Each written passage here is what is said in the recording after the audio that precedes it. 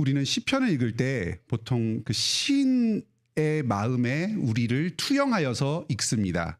오늘 시편에서 2절에 악한 자가 교만하여 가련한 자를 심히 압박하오니 그들이 자기가 베푼 꾀에 빠지게 하소서. 이런 구절을 읽으면 우리는 내가 이 저주받을 자다 이렇게 생각하는 사람은 아마 아무도 없을 겁니다. 나를 아무 잘못도 없이 못 살게 구는 저 악인이 있습니다. 주님이 아시옵니다. 나를 지키시고 그 악인을 심판하여 주십시오. 이렇게 읽습니다. 하지만 나 자신을 진지하게 돌아보면 이런 생각이 듭니다. 내가 과연 이 시편을 나의 시편으로 부르기에 얼마나 떳떳한 사람인가. 오늘 본문에는 교만한 자와 겸손한 자가 서로 대비가 됩니다. 교만한 자는 약한 자를 핍박합니다. 겸손한 자는 그 핍박 가운데 하나님께 부르짖으며 도움을 구합니다. 나는 약한 사람을 핍박하는 자입니까? 아니면 핍박 가운데 하나님께 부르짖는 자입니까? 때로 우리는 강한 사람에게 핍박당하면서 주님께 부르짖는 겸손한 자이면서 또 어떤 경우에는 약한 자를 함부로 핍박하는 교만한 자가 되기도 합니다. 우리는 오직 그리스도 안에서만 이 시편을 온전히 나의 시편으로 고백할 수 있습니다. 내 모든 부족과 연약과 잘못을 그리스도께서 완전히 덮어주십니다. 그러니까 이 그리스도를 믿는 믿음 안에서 나는 온전한 의인으로서 아무 거리낌 없이 떳떳하게 이 시편을 나의 시편으로 고백할 수 있습니다. 시편을 부르면서 우리는 점점 그리스도의 마음을 닮아가게 됩니다. 생각이 변화되고 감정이 변화되고 인격이 변화됩니다. 나의 교만이 부끄럽게 느껴집니다. 겸손한 심정으로 시편을 부르면서 점점점 겸손으로 나아가게 됩니다. 겸손을 더 사모하게 됩니다. 교만을 버리고 겸손한 자로 주님만 바라보며 살리라 하고 결단하게 됩니다. 그래서 이 시편은 고백의 찬송이면서 결단의 찬송이기도 합니다. 그리스도 안에서 모든 시편은 우리의 시편이 됩니다. 이 시간 믿음 안에서 마음껏 이 시편을 나의 것으로 받으면서 주님께 위로받고 새롭게 되는 큰 복을 누리시기 바랍니다. 시편에서 시인은 교만한 자에게 핍박당하는 이 어려움을 토로합니다. 교만한 자의 특징을 아주 자세하게 묘사합니다. 교만한 자는 어떤 사람입니까? 첫째로 교만한 자는 약자를 함부로 대합니다. 자기 기분이나 이익에 따라서 서슴없이 폭력을 행사합니다. 여기서 주로 다루는 폭력은 언어 폭력입니다. 7절에 그의 입에는 저주와 거짓과 포악이 충만하며 그의 혀 밑에는 잔해와 죄악이 있나이다. 주먹으로 때리거나 매질을 하면 몸에 상처가 납니다. 하지만 아주 악한 말로 욕설을 하고 소리를 지르고 상대방을 비하하는 저주하는 말을 하면 마음에 상처가 납니다. 언어 폭력은 그 피해가 눈에 쉽게 드러나 보이지 않기 때문에 은폐되기도 하고 또 가볍게 취급되기도 합니다. 하지만 이 언어 폭력으로 말미암아 마음에 깊은 상처를 입으면 사람을 죽음에 이르기까지 합니다. 8절에 은밀한 곳에서 무죄한 자를 죽이며 그 악인의 눈이 가련한 자의 생명을 취하고자 호시탐탐 엿봅니다. 실제로 SNS로 지속적인 욕설 피해를 입은 청소년 또 연예인들이 자살을 하는 소식을 종종 듣습니다. 오랜 시간 가정폭력에 시달리던 어떤 피해자들이 또 자살을 하고 하는 소식을 주변에서 듣습니다. 이 사람들은 욕심과 탐욕을 채우기 위한 목적에서 이런 폭력을 행합니다. 자기에게 이익이 된다면 서슴지 않고 약자를 함부로 유린합니다. 이 사람들은 마치 맹수가 먹잇감을 노려보듯이 그런 예리한 눈빛으로 약자를 노려보면서 호시탐탐 그 생명을 노립니다. 그물 속에 약자를 가두고 완전한 지배권을 행사하려고 합니다. 꼭 어떤 경제적인 이익을 얻는 것이 아니라 하더라도 자신의 지배 욕구를 채우고 상대방을 마음대로 좌우할 수 있다는 그 성취욕을 달성하기 위해서라도 약자를 함부로 대합니다. 이런 교만한 사람들의 마음속에는 하나님에 대한 불신앙이 자리 잡고 있습니다. 어떻게 이 사람들이 이 브레이크 없이 질주하는 차량처럼 스스로 절제하지 않고 마구잡이로 끝까지 약자들을 유린할 수 있는가? 4절입니다.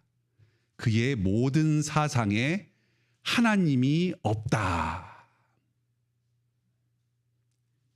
이 아기는 놀랍게도 이스라엘 백성 중 한 사람입니다.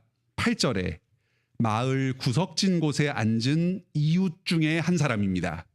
오늘날로 치면 교회의 회원 중에 한 사람입니다. 그런데 이 사람은 겉으로는 신앙인인 것처럼 보이지만 실천적인 무신론자입니다. 5절에 주의 심판이 내게 미치지 못한다. 6절에는 나는 환난을 당하지 않고 대대로 흔들리지 않을 것이다. 11절에 하나님이 잊으셨다. 그 얼굴을 가리셨다. 영원히 보지 않으실 것이다. 이 약자가 버림받았다는 생각도 있지만 스스로가 하나님의 심판으로부터 완전히 지금 벗어나 있다.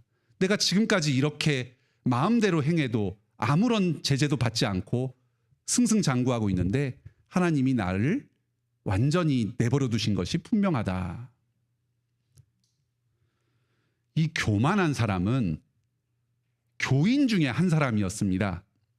우리도 얼마든지 신앙을 가지고 있다가도 이런 실천적인 무신론자가 될 수가 있습니다.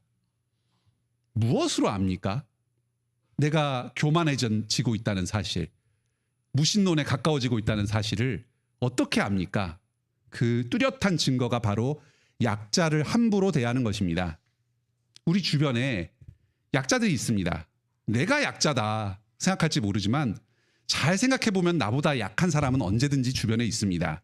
내가 함부로 말하거나 행동하더라도 어떤 보복을 두려워할 필요가 없는 사람, 내가 언어폭력을 가해도 마음 내키는 대로 말을 해도 뒤탈이 없고 좀처럼 밖으로 새어나갈 일이 없는 사람, 내 가족, 내 부모, 내 배우자, 내 자녀, 이런 사람들이 있습니다.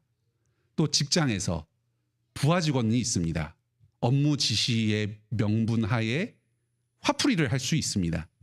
또 요즘에는 갑질이라는 말이 보편적으로 사용됩니다. 서비스업 종사자들이 또 우리에게 큰 약자들입니다.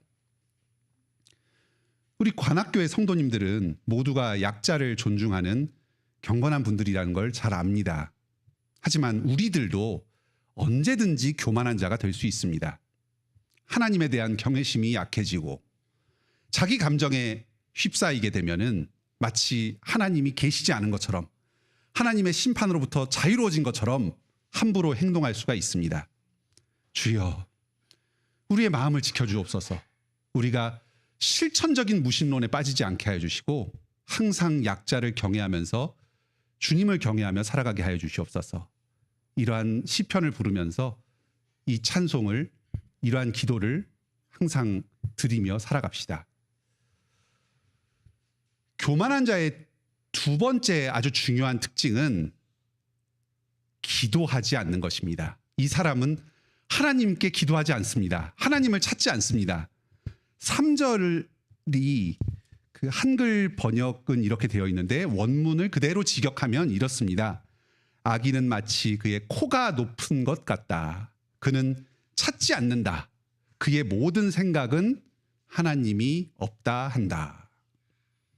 한글 번역에서는 그는 찾지 않는다. 이 직역하면 이런 말을 하나님이 악인을 찾지 않는다. 이렇게 그 대명사를 하나님 주어로 해서 해석을 했습니다. 하지만 많은 영어 번역들, 우리가 가장 많이 보는 그런 현대 영어 번역들은 악인이 하나님을 찾지 않는다. 그가 찾지 않는 이 주어가 악인이다. 이렇게 해석을 합니다. 문맥으로 보았을 때 이 악인이 하나님을 찾지 않는다고 보는 게 더 적절하다고 봅니다. 교만한 자는 결코 하나님을 찾지 않습니다. 기도하지 않습니다. 5절에 나의 길은 언제든지 견고하다.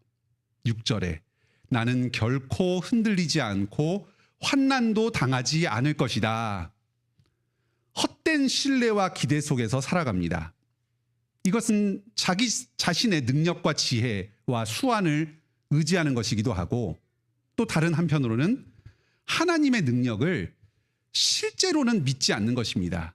입으로는 고백하고 지식으로는 알고 있지만 실제 나의 삶 가운데 하나님께서 역사하셔서 실제적인 능력을 발휘할 것이다. 그런 생각을 진지하게 믿지는 않으며 살아갑니다.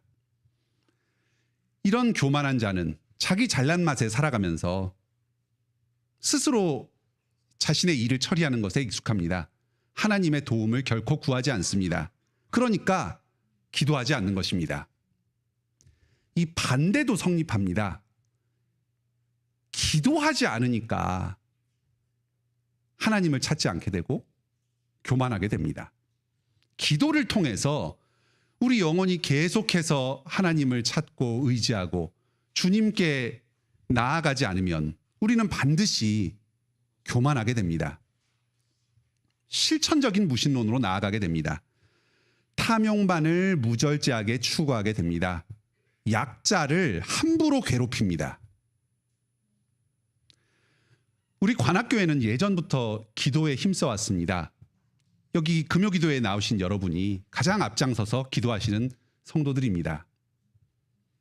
우리는 왜 기도합니까? 왜 이 자리에 나오셨습니까? 살려고 기도합니다. 하나님 도움 없이는 도저히 우리가 살 수가 없으니까. 발버둥을 치면서 기도하면서 살아갈 힘을 얻으려고 합니다. 우리의 믿음을 지킬 힘이 스스로에게는 없습니다. 우리가 믿음으로 살아야 하니까 계속해서 주님께 기도하면서 도움을 구합니다. 우리의 믿음과 경건을 기도로 입증합시다. 우리가 실천적인 무신론자들이 아니라 참으로 겸손한 자로서 주님을 경외하며 살아간다는 사실을 기도를 통해서 증명합시다. 교회를 다니면서도 하나님이 없는 것처럼 살아가는 그런 사람이 되지 맙시다. 약자를 사랑하기 위해서 기도합시다. 우리의 폭력적인 성향, 함부로 말하는 성향이 드러나지 않고 우리에게 맡겨진 사람을 참으로 내 생명처럼 사랑하기 위해서 내게 주어진 사명을 온전하게 감당하기 위해서 기도합시다. 항상 기도하면서 하나님을 의지함으로 이웃을 섬기는 사명을 다 감당하시는 겸손한 여러분들이 되시길 바랍니다.